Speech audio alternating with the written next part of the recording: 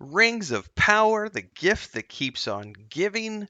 Workers are now accusing Amazon's rings of power for environmental damage in New Zealand. This is the ongoing saga of the travesty that is the Rings of Power, everyone. I'm Tim Anderson, aka Renfield, the bearded dwarven princess, in all of her glory. Welcome back for another Rings of Power rant slash discussion slash whatever. Show's been off the air for the past, I don't know, month or so, and yet we continue to find fun topics to discuss, and there are continually new articles in the system popping up on my news feed like this. Now, to be fair, it isn't just Amazon's production that got accused. Peter Jackson's production also got accused at one point. I believe it was for the where they built Etheris, um, the in the King's Hall on top of the hill. That had to be done in a very specific way, according to environmental guidelines and so on and so forth, with permission of and participation of the environmental agencies there. And apparently, there was some structural damage done to that, despite all the care that was taken, and there was some concerns made. But this is a little bit different this time around. There is what's being described as vast waste and complete and total lack of care for the local environment. We're going to be diving into this today. But here's where I get to say, if you're new here, don't forget to do the most important thing you could ever do. Like, subscribe, and hit the bell icon so you get more like this delivered to you. I do Rings of Power rants, as well as House of the Dragon stuff, Wheel of Time, and beyond every morning at 6 a.m. Central. And we do stuff throughout the day. We usually do between 6 and 8 videos and shorts. Plus, I do live streams, so hopefully we'll see you on all the other content that gets produced here as well.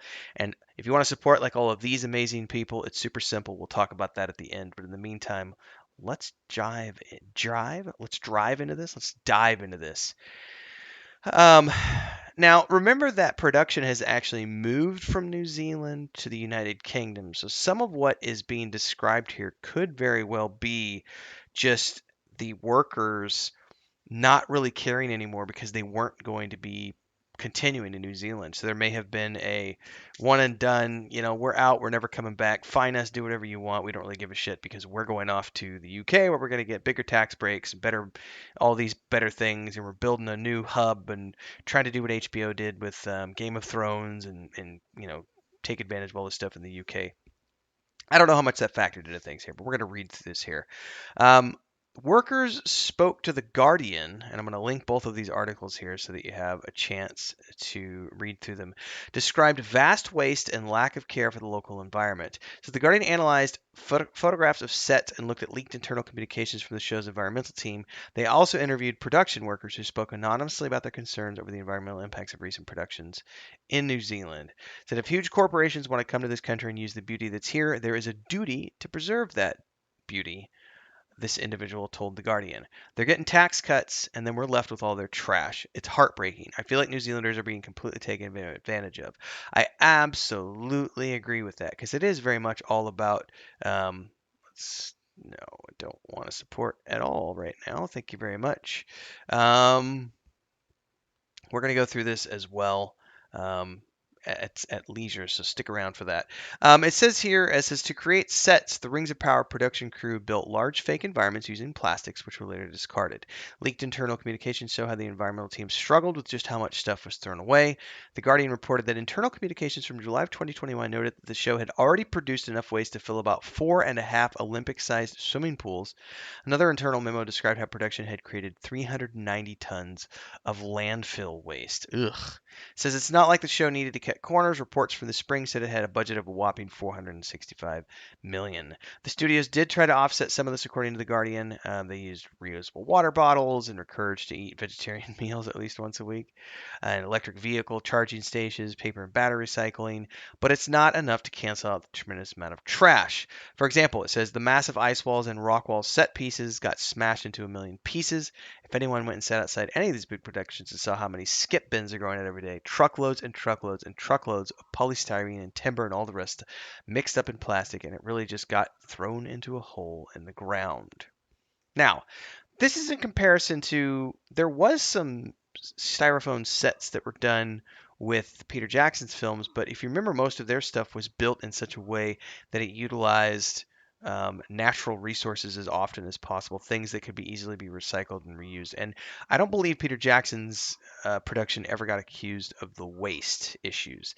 Um, they did get accused of not restoring that particular location to the same pristine standards that it was before, but I also think that that's kind of impossible.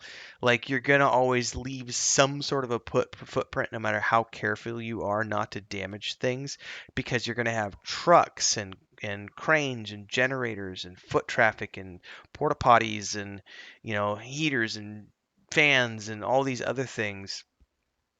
I mean, as much as you want to try to take advantage of a location and respect it at the same time, at the end of the day, there is going to be some sort of an impact, even if you keep that as minimal as possible. And it will take some time for things to grow back. Grass takes time to regrow, as an example. There's also the logistics of moving workers around New Zealand with their equipment. It says, though some of the sets are manufactured, the show also features natural environments such as the Denizzi Bluffs, Mount Kidd, etc. And crews were reaching the area by being flown in via helicopter. A spokesperson from Amazon, of course, had a defense and said sustainability practices in New Zealand for the first season of Lord of the Rings: Rings of Power either met or exceeded industry standards, even during the height of the pandemic. The company claimed to be compliant with the country's environmental laws and said a lot of materials used during production were donated and recycled. It doesn't change the fact that it exists. So this Guardian article, which we're going to go through as well a little bit, talks about um, a lot of the tree trunks, for example, are not part of the native forest. They are carved polystyrene for explosions and stuff. Thousands of scattered leaves are woven polyester. The soil is a mess of plastic and bark chips. The white flakes are shaved polystyrene, and the cliffs were soon to be crushed into fragments taken to a landfill, one of the multitude of set pieces trashed and dumped in the wake of major film productions. Um, Workers involved say behind the glamour and cash flow like concern about enormous environmental impact. Not just the issue with that, but emissions and waste, partly underwritten by New Zealand's government. So, no matter who you are, at some point, the New Zealand government does bear some responsibility in this because they want to generate as many tax dollars as possible because it generates revenue for the country, which benefits everyone as a whole. You get workers getting jobs, you're boosting the economy, there's more people spending money. There's all sorts of reasons why a company would want billion-dollar productions with boots on the ground. So at some point, no matter how well or how good your intentions are, there's going to be an impact no matter what you do. What's interesting is the Amazon spokesperson is doing what any Amazon spokesperson or legal team is going to do, which is saying, we did everything according to industry standards and we passed all of the industry. We either met or exceeded. Well, industry standards, it's all well and good, but that's also remember that industry standards are a shifting goalpost. Because here's an example of this. 50 years ago, the industry standard was you could smoke cigarettes on airplanes, and everybody smoked cigarettes on television. Flash forward to where we are today, you can't smoke on airplanes, and it's generally frowned upon for anybody to be smoking cigarettes on television or in film because it's recognized as being bad for your health. We used to use lead paint 70 years ago. We no longer use lead paint because we realized that, oh my God, that was causing hundreds of people to get sick and die, lead poisoning. Industry standards are an evolving thing. And it's a cop out in my mind to be like, well, we're just doing everything we can according to industry standards as a means of sort of trying to pass the buck along or say we're doing everything we can and we're doing it better than what the industry says we should be doing. They said that this article talks about how the true size of environmental costs is typically hidden from the public by studio walls and because some crew members are afraid to speak out because they risk being blacklisted for raising concerns. It says here the Guardian reviewed on-set photographs, internal communications, and interviewed 6 production workers on condition of anonymity, including 4 who worked on Rings of Power and others who worked on other major productions and were familiar with the processes. The interviewed said they believe the industry could and should do better, and the New Zealand government could be doing more to regulate the environmental impact of film productions. This is what I was just talking about. At some point, yes, there will be more regulations put in place, but for the meantime, it's all about bringing in new jobs and keeping those billion-dollar productions with boots on the ground, and that requires turning a little bit of a blind eye to, oh, there might be a little too much trash. There's some great quotes here from the workers, which is great if you want to read through that. There's also a bunch of talk about one vendor who reported collecting 11,433 cubic meters of landfill waste so far this season, which is the 4.5 Olympic-sized swimming pools. A second worker collected 30.5 cubic meters of soft plastic. I mean, it's just, it says the weight of around 25 London double-decker buses is 355 tons of landfill waste, which is pretty amazing. There is also the issue with some sets shipped offshore for reuse, others being trashed completely. And that's because they decided to abandon production in the New Zealand and move somewhere else. Now, we're going to scroll down a little bit here because this is the important part of the article. As much as this video might be pointing a finger at rings of power, they aren't the only one that's doing this. And this is where they talk about how this is an industry-wide problem. It says, while Rings of Power is the largest budget and highest profile example, the workers say it reflects wider problems when people are contracted to other large international studio productions in New Zealand who make similar criticisms about their practices. These issues have haunted the international industry for some time, with the Producers Guild of America calling upon the industry to face up to its massive carbon footprint, producing millions of metric tons of CO2 per year. They say an average tentpole film, according to the British Film Institute and BAFTA, generates 2,800 tons of CO2 during production, equivalent to 11 one-way trips around the Earth to the Moon, from the Earth to the Moon. That's a lot. So, going back down here, it says New Zealand's Hobbit law, lobbied for by Peter Jackson and a number of Lord of the Rings production members in 2010, means even full-time film workers are broadly treated as independent contractors, so cannot bring grievance cases for unfair dismissal. Precarious employment can add to the intensely high-pressure competitive environments on film sets where the priority is completing on time and on budget. Zena Harris, the president and founder of Green Spark Consultancy, said film workers work in an environment with a very narrow focus and complete hierarchy and domination, and so they don't have necessarily the freedom to speak up, which is why you don't hear about this a lot and why most people are speaking under terms of anonymity. It's all very interesting. I think this just comes back to, I had a very good conversation with a friend of mine years ago, probably 6-7 years ago now. We were talking about whether or not you as an individual should care about recycling. For most people, they recycle because it makes them feel good, and they think about, I'm doing good, I'm doing my part, I'm throwing my plastic, I'm recycling my plastic, I'm reusing, I'm redoing, and to a small degree, maybe that can impact your personal life. A good example is Chris and I reuse everything. And I am not I'm not out there in the eye of like preaching to people about the environmental impact of things. But here, I'm just giving you an example. Every time we buy sour cream or yogurt or anything that is in a plastic container with a lid, it immediately becomes free Tupperware. Now, if you're from Mexico or you have a Latin family, you're going to understand the joke, because the joke is that you go into the fridge and you open it up and there's like 10 different yogurt containers and you have no idea what's in any of them. One of them could be yogurt, but there's probably going to be beans, leftover rice, leftover eggs. There's going to be different things in different containers because people in Mexico, as a general rule, don't buy Tupperware. Why would I go buy a plastic thing with a lid when I am given plastic things with lids at the grocery store every time I purchase items?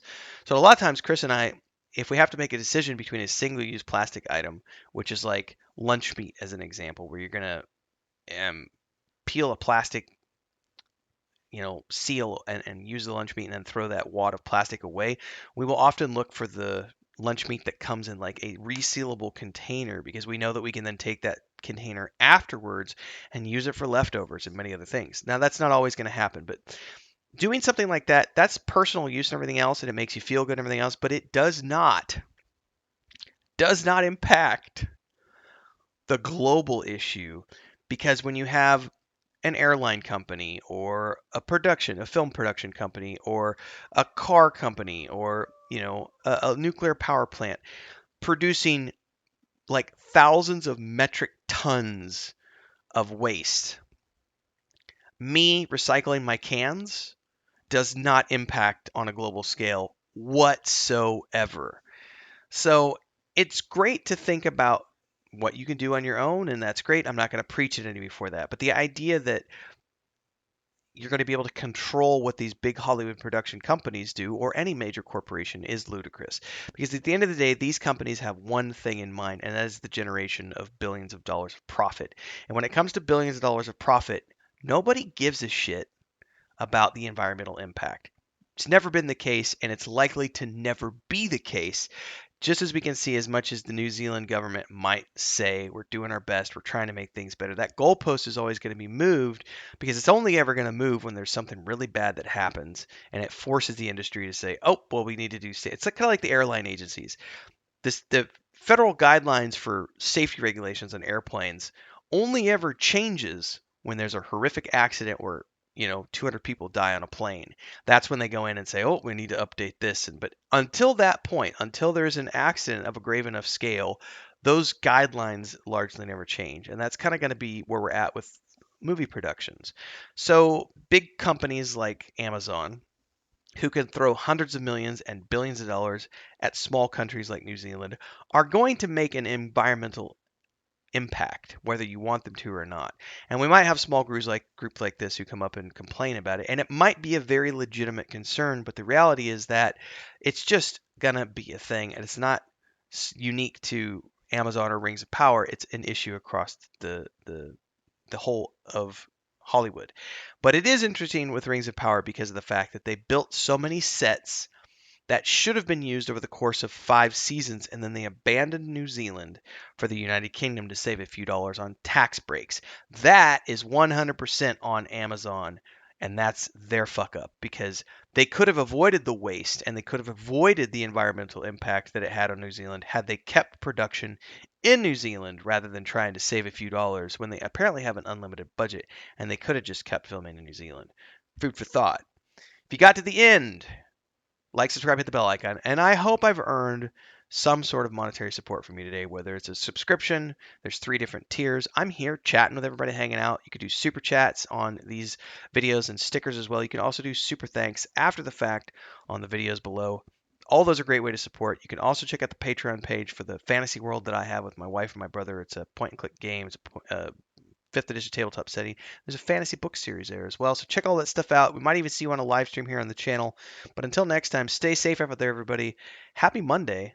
We'll see you in the next episode. Cheers.